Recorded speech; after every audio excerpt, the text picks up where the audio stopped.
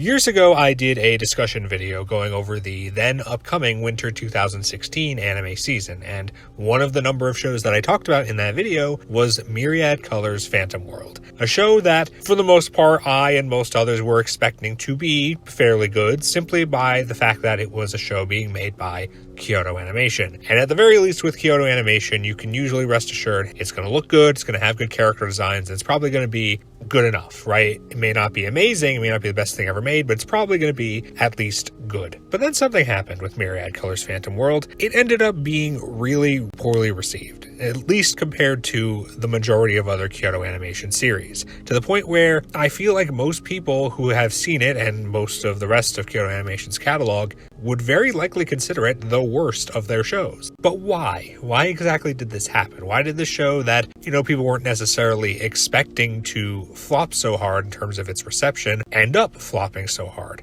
What went wrong with Myriad Colors Phantom World? Now, full disclosure, I did not watch this show until a few weeks ago, and at first I really had no intention to. While I did list it on that seasonal discussion video from many years ago as something I would keep my eye on, I never actually went and watched it because of how bad its reception was. But as the years went on and I ended up watching most of everything else Kyoto Animation has put out, in fact, as of right now, there's only 3 shows they've made that I have not seen, being Free, Surune, and Munto, I ended up feeling, maybe I might as well watch this. It's short, only 14 episodes with its OVA, and also I know a couple people who have enjoyed this show, so I thought, maybe I'll try it out. Again, with the same sort of logic as I had many years ago, at the very least, it should look good. And true enough, it does look good. It is well animated. It also has very strong character designs. And I think that those two things are the show's primary strength. Beyond that, though, there are a lot of cool ideas. I think the basic premise that something happened in the human psyche, people's imaginations can basically create these things called phantoms that'll run around and cause havoc. It allows for a lot of creativity because you could have phantoms created by individual people and they have to potentially figure out why their minds are creating them, if there's some sort of trauma they have to overcome.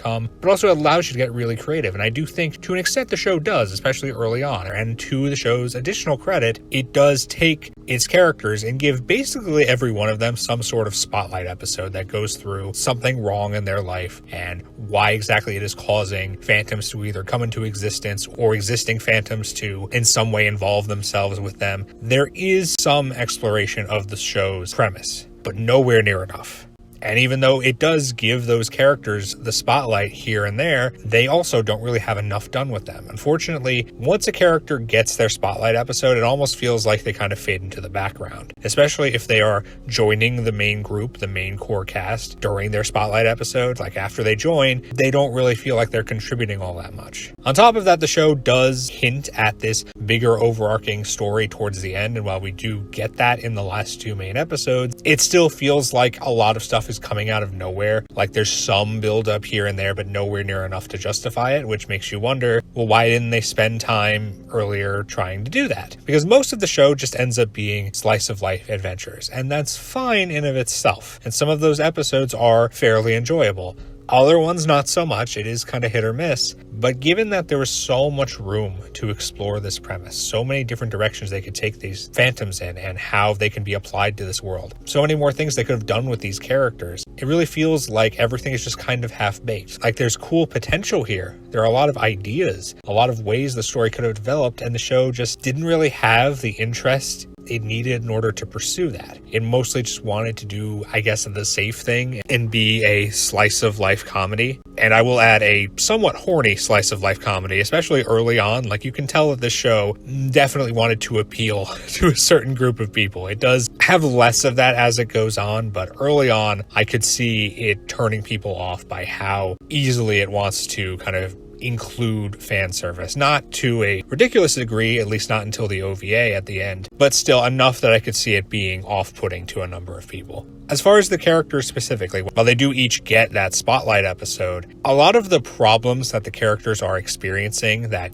generates these phantoms or causes these phantoms to give them trouble, it either feels like their problems are not that crazy, they're not that interesting, or their problems are interesting, but they kind of get resolved really quickly by the end. I think Reina, in particular, without going into spoilers, has her problem that is a very legitimate and serious problem get resolved like that by the end of the episode, and it doesn't feel earned. It feels like, oh, You're not going to continue this. It's just done? Really? I just feel like there was so much more room to play with things, to explore these phantoms, to explore what kind of impact they would really have on the world. Especially because this is 10 years out from when they first started appearing, you'd think there would be more to say. So why? Why did this show end up playing it so safe and not truly seem to have any desire to explore its premise or explore its characters? I think a lot of that, as I understand it, comes from the fact that there wasn't that much source material available when Kyoto Animation decided to adapt this. And they basically took what was available, added in some slice of life stuff to pad it out, and called it a day. Which is very unfortunate because given that they have not made another season and probably are not going to have any interest in making another season at this point, you'd think that they would say, well, who cares if there isn't going to be enough source material? Let's just do our own thing, right? Which, they kind of did, but why not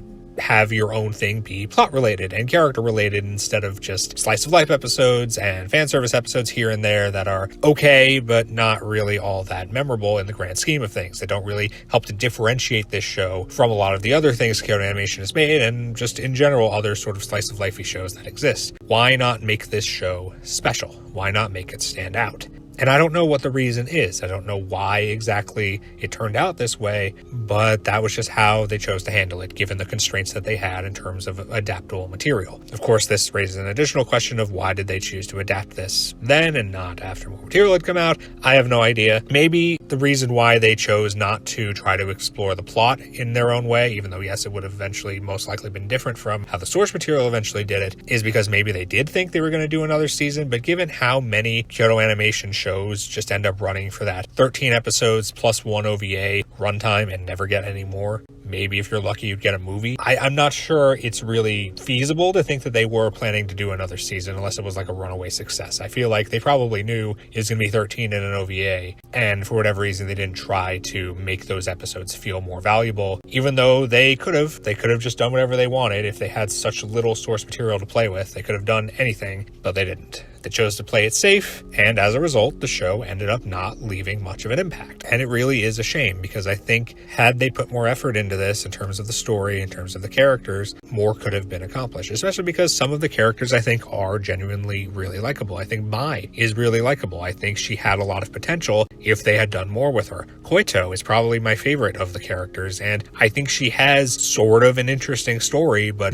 once she gets her spotlight episode and it gets resolved and she becomes part of the main group, she's just kind of there. Like, she's around, she'll have some quips to make, but she doesn't really feel like that much of a character anymore. She feels like she's just part of the group and she's there for the ride as they do random stuff. Not that necessarily dragging out her story would have been better, but I just wish there was more for her to do. It just all comes back to the show feeling like it's undercooked.